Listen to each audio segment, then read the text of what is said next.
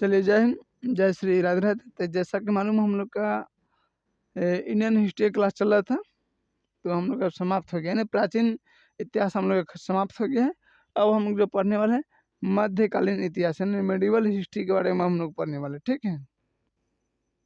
तो आज हम लोग का फर्स्ट क्लास है, और आपको पता ही है कि फर्स्ट इस जो कि मध्यकालीन मेडिवल हिस्ट्री में जाती है कि आपको विदेशी आक्रमणता और गुलाम वंश इस सब के बारे में पढ़ना होगा, ठीक है। तो चलिए हम लोग क्लास को स्टार्ट करते हैं।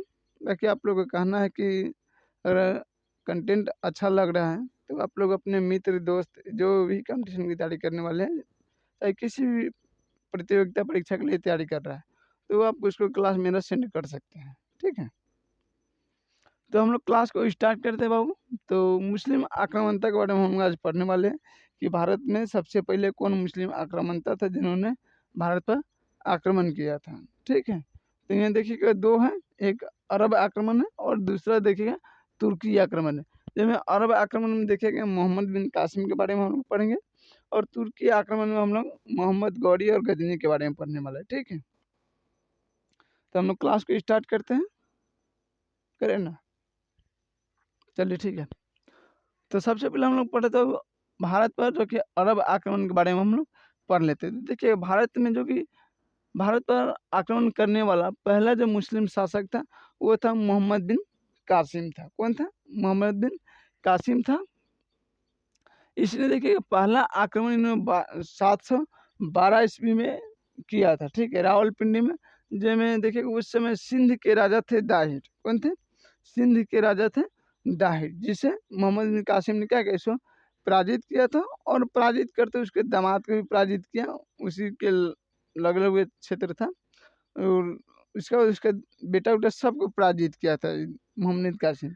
और जो जीते हुए क्षेत्र था उसका एक क्या अस्थायी एक राजधानी बना, जिसको अलमसूरा के नाम से जाना जाता है। अलमसूरा को जीते हुए क्षेत्र का उन्होंने क्या राजधानी बनाया। फिर देखिएगा 713 ईस्वी में फिर उन्होंने क्या कहते एक युद्ध किया, जिसमें मुल्तान को उन्होंने जीत लिया, मोहम्मद बिन कासिम, ठीक है।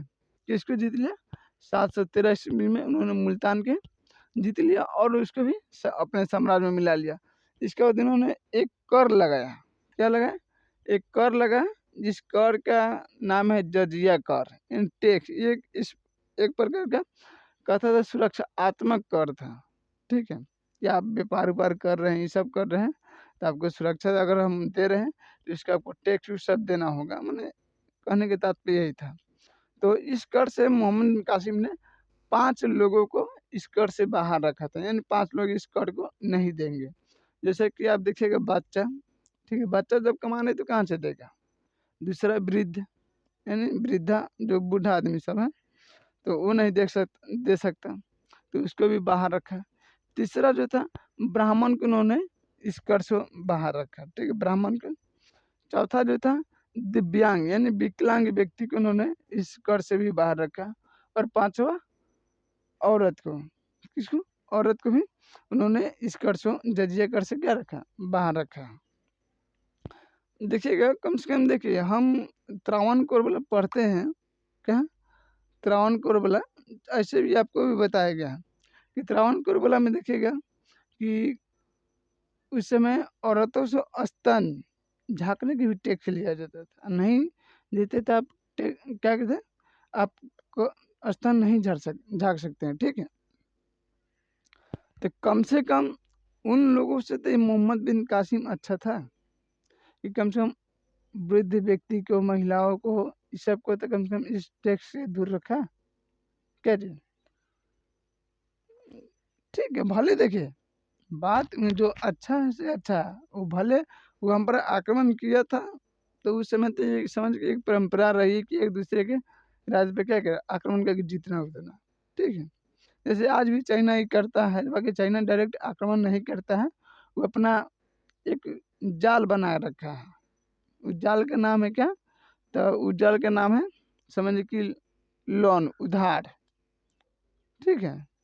मुँह माया पर हम इतने के आपको देते हैं, चाहे आपका क्षेत्र है फलाने क्षेत्र को हम विकास कर देंगे, आप इतने कमाइए, जिसके बाद हमारे अंदर में रह जाएगा सब, ठीक है। तो देखिएगा उन्होंने जजिया मोहम्मद बिन कासिम ने क्या लगाया, जजिया करियन जजिया टैक्स लगाया और सुरक्षात्मक कहने के तात्पर्य है कि आप व्यापार ऊपर कर रहे हैं, सब कर रहे हैं तो आपको हम जहाँ जा रहे हैं सुरक्षित जाइए, व्यापार ऊपर कीजिए। उस समय सोना वोना का व्यापार बहुत होता था।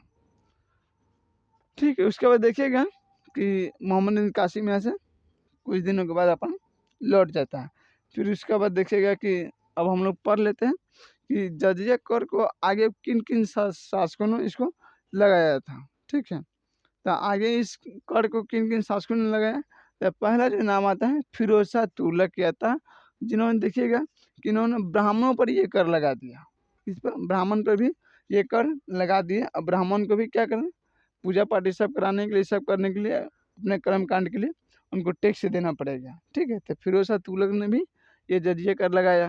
फिर दूसरों ने देखिएगा तो अकबर के जो कि थे, उन्होंने शुरू में लगाया था, बाद में इन्होंने 1564 के आसपास, ठीक है, हाँ 1564 के आसपास ये जजिया कर को उन्होंने समाप्त भी कर दिया। ठीक है, जब जोधाबाई से शादी उदी हुआ तो जोधाबाई बोले कि ऐसे ऐसे, तो उसको भी समझा कि पत्नी के जाल में आके तो बनिया नहीं बदल लेता। तो देखिएगा कि जजिया कर को अकबर ने समाप्त कर दिया। फिर इसी के पोता आता है अकबर का औरंगजेब। पोता है कि परपोता है, हाँ परपोते होगा। तो ये ना अकबर औरंगजेब ने पुनः इस कर को लगाया था। ठीक है, और ये लगाया कब था, तो 1679 ईस्वी में इन्होंने ये कर को पुनः लगाया। ठीक है, और सबसे अंतिम रूप जो दिया इस जजिया कर को, सबसे अंतिम में जो उपयोग किया वो थे रंगीला बादशाह, जिसे आप देखिएगा कि मोहम्मद शाह भी कहा जाता है और रंगीला बादशाह भी कहिए। तो ये अंतिम बार ये कर क्या था, लगाया था, और इन्होंने ये कर को समाप्त कर दिया। ठीक है, जजिया कर को। तो इतना ही था। अब हम लोग पढ़ेंगे जो कि तुर्की आक्रमण के बारे में, जिसमें आपको मोहम्मद गौरी गजनी इस सब के बारे में पढ़ेंगे। तो देखिएगा इसको हम ऐसे बता देते हैं, आप लोग लिख लीजिए। मोहम्मद क्या है कि मोहम्मद गजनी के बारे में पढ़ा देते हैं, क्या कि मोहम्मद गौरी से पहले ये आक्रमण किया था मोहम्मद गजनी। ठीक है, तो इसका जो कि पिता था सुबुतगिन। ठीक है, तो तुर्क का जो कि पहला आक्रमणकारी था उसका नाम था सुबुतगिन। ठीक है, इन्होंने भारत पर पहली बार आक्रमण किया था 986 ईस्वी में। कितना किया था, 986 ईस्वी में इन्होंने आक्रमण किया। उस समय था हिंदू शाही के, जो कि हिंदू शाही वंश के राजा थे जयपाल। क्या था, जयपाल के इन्होंने पराजित किया। ठीक है, सुबुतगिन जयपाल को क्या किया, पराजित कर दिया। ठीक है, इसके बाद देखिएगा कि इसी सुबुतगिन का बेटा आता है मोहम्मद गजनी। ठीक है, जो कि ये अफगान के एक शहर था उस समय गजनी, उस शहर का रहने वाला था। ठीक है, और इन्होंने मोहम्मद गजनी ने 998 ईस्वी में इन्होंने क्या किया था, गद्दी पर बैठा था, राजगद्दी पर।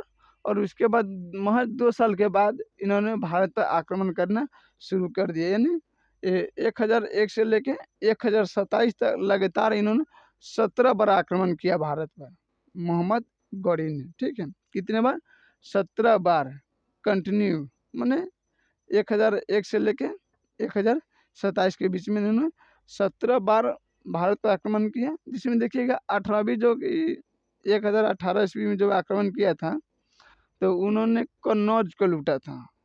किसको लूटा था, कन्नौज के। ठीक है, उसके बाद देखिए 1025 में जो आक्रमण किया था तो सोमनाथ को लूटा, और तुर्फान उस समय इस सबसे बड़का आक्रमण था, इसलिए हिस्ट्री में ये लिखा गया है।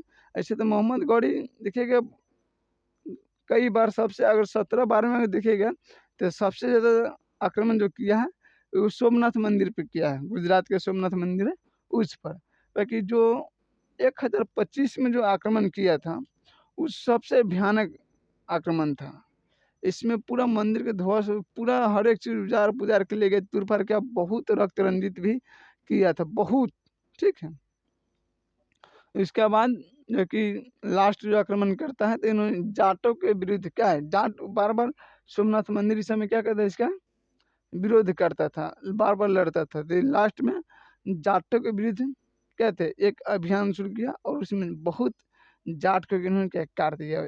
जाट मतलब समझ रहे हैं, बहुत जाट को उन्होंने क्या किया, काट दिया। ठीक है, तो ये 1027 ईस्वी में क्या कहता है, ये आक्रमण किया था जाटों के विरुद्ध। ठीक है, और देखिएगा मोहम्मद गजनी के साथ 3 जो कि इतिहासकार आए थे। पहला जो थे उर्वी थे, दूसरा देखिएगा जो कि अलबरूनी था, और तीसरा जो देखिएगा फिरदौसी था। कौन था? फिरदौसी। जो कि ये 3 इतिहासकार मोहम्मद गजनी के साथ भारत आए थे। ठीक है, जब देखिएगा कि उर्वी ने एक पुस्तक लिखी है किताब हिंद। क्या है? किताब हिंद। ठीक है, क्या लिखा है? किताब हिंद ने उर्वी ने लिखा है। ठीक है, और फिरदौसी ने देखिएगा शाह नामक जो कि पुस्तकें लिखी है फिरदौसी ने, और जो कि अलबरूनी ने 2 पुस्तकें लिखी। क्या? अलबरूनी ने 2 पुस्तकें लिखी है। एक लिखा है किताब हिंद, उर्वी के देखिए किताब हिंद है। क्या? सीधा किताब हिंद। और अलबरूनी के किताब हिंद है। क्या? किताब हिंद है। और दूसरा जो पुस्तक है तहकीक ए हिंद है। कौन है? तहकीक ए हिंद है। ठीक है, जो कि अलबरूनी के 2 पुस्तकें हैं। ठीक है, इसको देखिए मोहम्मद गजनी जो कि इसको बुक स्क्रीन भी कहना है, मूर्ति खंडित इसको या मूर्ति भजक कहा जाता है। ठीक है, तो इतना ही था मोहम्मद